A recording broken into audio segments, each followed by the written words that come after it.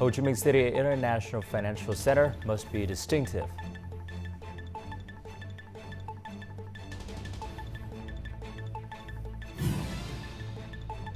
And QUOC sees massive growth in international tourism.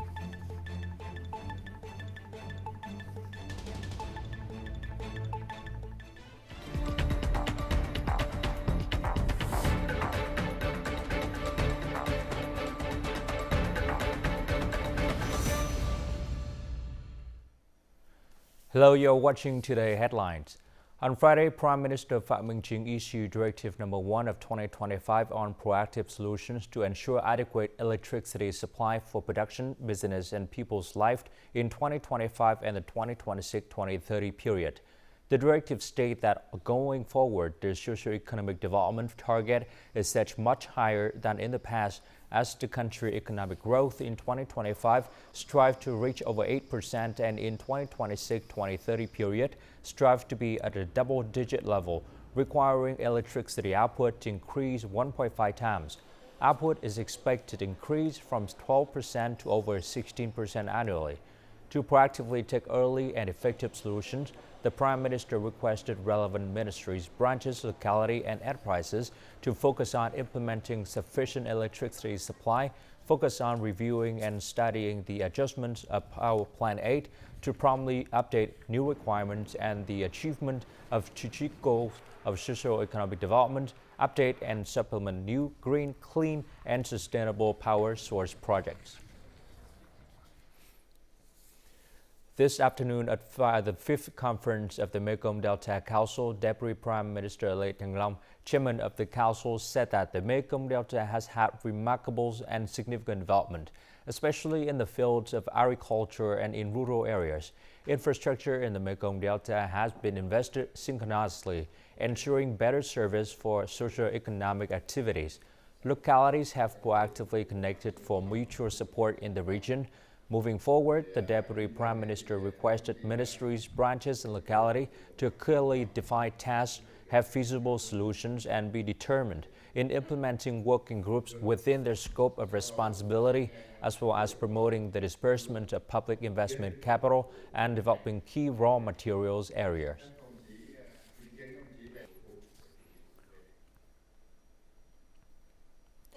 The conference on the situation of arranging, restructuring state-owned enterprises and developing enterprises in the period of 2021-2026, task and solution for 2025 was held Friday afternoon in Hanoi under the chairmanship of Deputy Prime Minister, head of the Steering Committee for Enterprise, Innovation and Development, Hồ Đức Phước. Accordingly, this year it is necessary to continue research to find solutions to remove difficulties and obstacles, especially in determining land prices and the value of state-owned enterprises during restructuring, emphasizing that equitization is to improve the efficiencies of production and business activities. The Deputy Prime Minister requested a thorough review and assessment of the actual equitization process and research, amend, supplement, and perfect legal regulations in the spirit of innovation.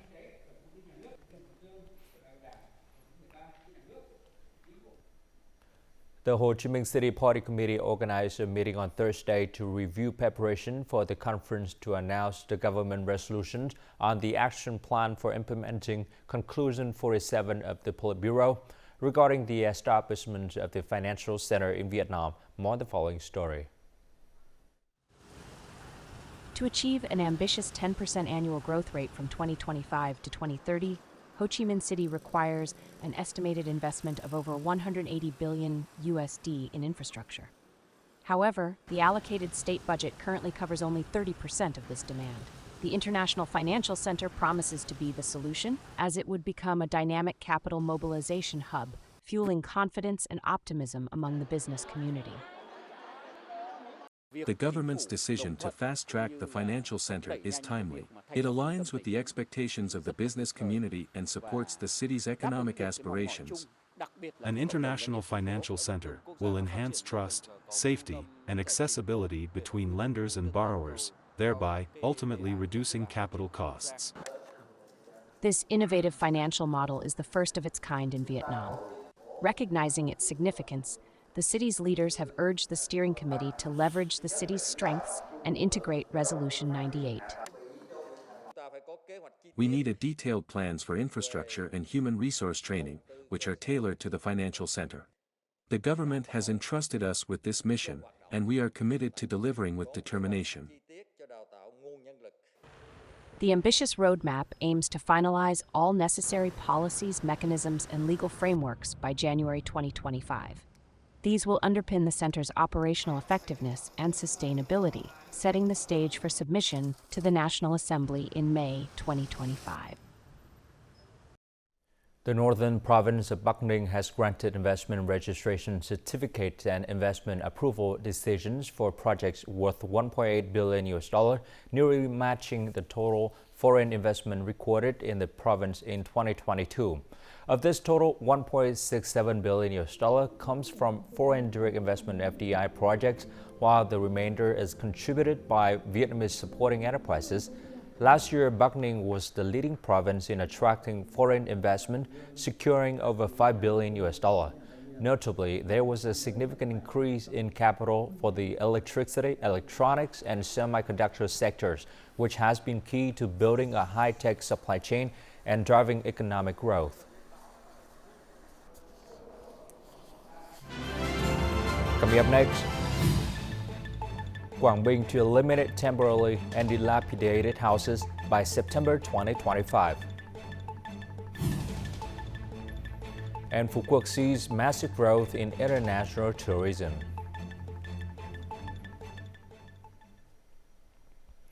This morning, Quang Binh Province launched a groundbreaking ceremony to clear temporarily and dilapidated houses in the area. According to regulation, the support level for each new house is 60 million Vietnam dong and 30 million Vietnam dong to support households to renovate and repair their dwellings. The total estimated capital for this work is about 98 billion Vietnam dong, drawn from the provincial budget and the 5% saving of the state budget regular expenditure for 2024. According to the review, Quang Binh currently has more than 2,150 poor and near-poor households living in temporarily and dilapidated houses.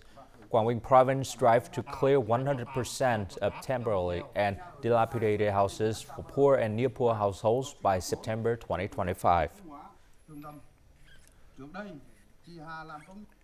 5 Mekong Delta localities currently implementing the 1 million hectare high-quality, low-emission rice projects will expand to 53 pilot models covering over 3,600 hectares.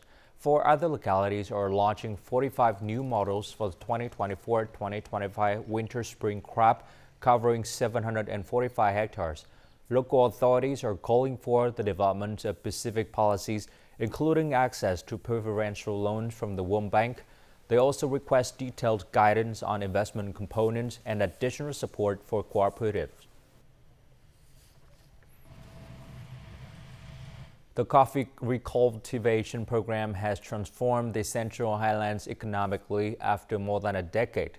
In the region, lush coffee gardens with higher yielding varieties are readily visible. These gardens promise new hope and prosperity to ethnic communities in the region. In the last 2 years, soaring coffee prices have further boosted this agricultural renaissance. For this farmer, this harvest marks the second year of reaping the benefits of his replanted coffee garden. 5 years ago, inspired by his neighbor's success, the man boldly replaced 2.5 hectares of poor coffee plants with a high-yield variety. The results were remarkable. The farmer expects to harvest around 10 tons of coffee beans this year, nearly double the yield of his old crop. My old way of cultivation resulted in 3 tons of coffee per hectare. Now, a hectare yield 5 tons of beans and the quality is even better. Coffee prices are high, and everyone in the village is feeling hopeful and excited. With coffee prices currently dancing on the peak of over $5 per kilogram, the farmer's hard work is paying off. Lâm Dong Province has replaced more than 78,000 hectares of coffee in recent years with new variety. These rejuvenated coffee gardens deliver stable incomes and a brighter future for farmers. The new variety has not only increased productivity but also reduced pests and enhanced sustainability. To support farmers, we've introduced a replanting credit program in partnership with banks, ensuring access to financial resources for this transformative journey. Lumdong Province has 176,000 hectares of coffee. The upcoming 2024-25 crop is expected to yield over 572,000 tons of coffee beans. As coffee prices remain high, the program promises a warm, prosperous Tet for the resilient and hardworking people of the Central Highlands. Starting this year, all Vietnam flights from Europe have transitioned to the use of sustainable aviation fuel or SAF. This initiative is part of Vietnam's commitment to achieve net zero carbon emissions by 2050.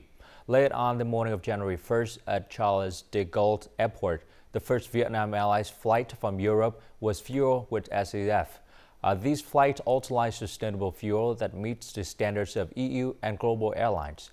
To ensure operational stability, the percentage of SAF used on the European departures will follow a phased increase: 6% by 2030, 20% by 2035, and 70% by 2050.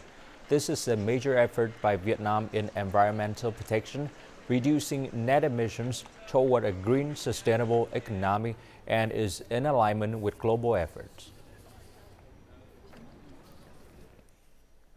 The first days of the new year recorded a sharp increase in international visitors to Vietnam with both air and sea routes. Notably, Phu Quoc Islands, Kiên Giang Province, the only location in Vietnam offering a 30-day visa exemption policy for all tourists worldwide, is becoming a hotspot for international visitors. Phu Quoc International Airport received 60 to 62 flights daily, including over 30 international flights. This is an increase of nearly tenfold compared to the same period last year. Phu Quoc is a very famous place in Korea, so almost Korean people like Phu Quoc place. Currently, the room booking rate for the Lunar New Year holiday has reached 90%. All accommodation venues in Sunset Town have achieved room occupancy rates of 85% or higher for months, a fourfold increase compared to the same period last year. We are planning to improve the business facilities for the next season.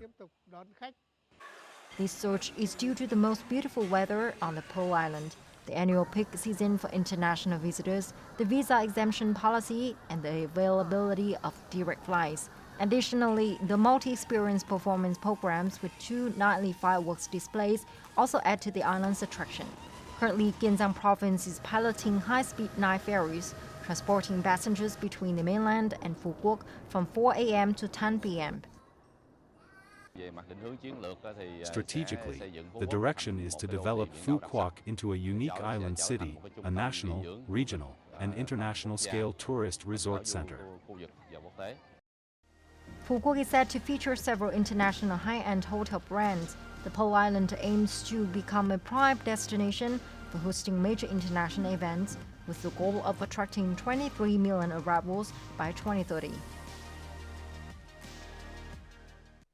And now let's continue with the weather forecast.